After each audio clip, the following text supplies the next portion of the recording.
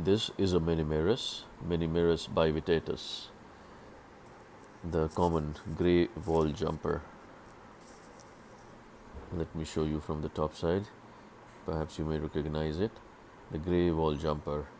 It's a salticid, a jumping spider. Now, this particular spider is of special significance here for me, for the reason that this one was bitten by a wasp, a Cryptochelius wasp, on the 19th of August 2024, and today is almost 30th of August, another 5-7 minutes before 30th of August. All these days the spider had been living a very livid state. It was hardly moving at its own will. Today it is showing some degree of movement. I used to keep it in a little box. I'll show you here. I'll first remove that lens. This was the box in which I had been keeping it, and it was here for almost all those 10 days and hardly moving. Now today it is showing some signs of movement, some voluntary movement here, though not very proper and not very swift as it is supposed to be expected from this spider, but then still it's slowly moving. Now, all these days I have been testing its movement with a brush, bringing a brush closer to it and seeing its response. Today, as you saw, that it suddenly moved. All these days it was very sluggish and would respond only when this brush was brought very close to it. Today you have seen that its movement was much swift. So that's a very healthy sign of the spider recovering. Now let me see if it attacks. All these days it had been attacking like after a lot of persuasion, a lot of teasing. Today let us see what comes up.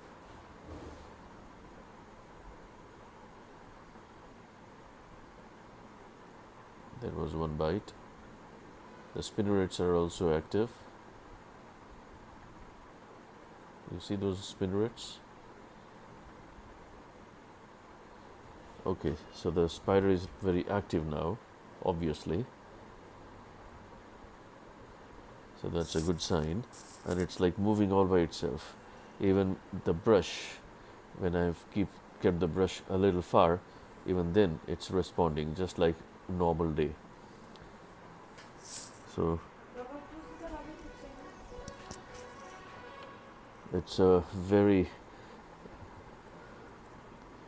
active, relatively very active spider than the previous days when it was very dull, sluggish and hardly moved.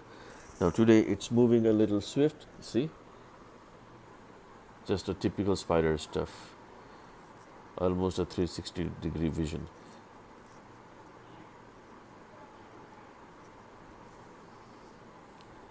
The movement is very swift, the responses are very quick.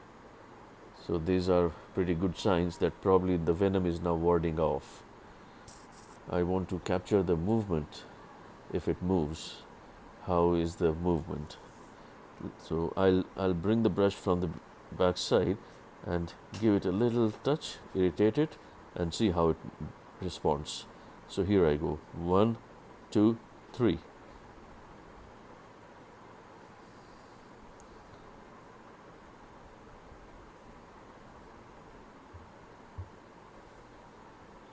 You can see that it's like responding, the entire body is moving, and it's like jumping at times.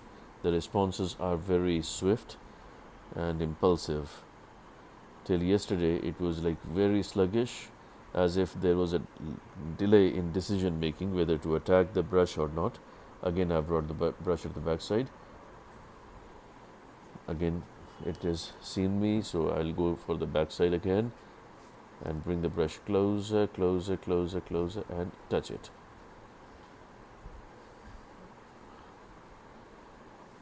Oh.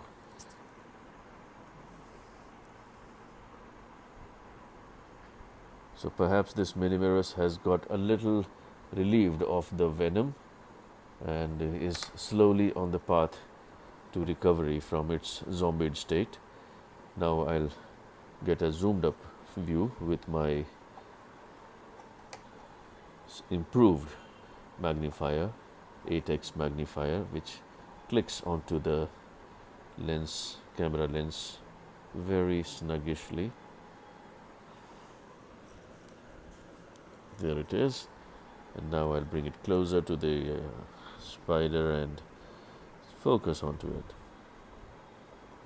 There it is, now well in focus. I can get much better details by this lens and reach closer as well. So this Menemerus, bitten by a Cryptochelius wasp on 19th of August evening, and today it's 29th December 11:45 p.m. when the spider is showing much improvement in its reflexes and orientation.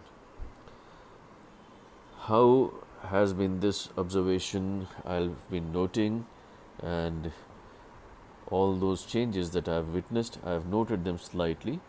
Once I find the spider much responsive, probably I may document them at one single place and see if there is anything for us to understand out of that.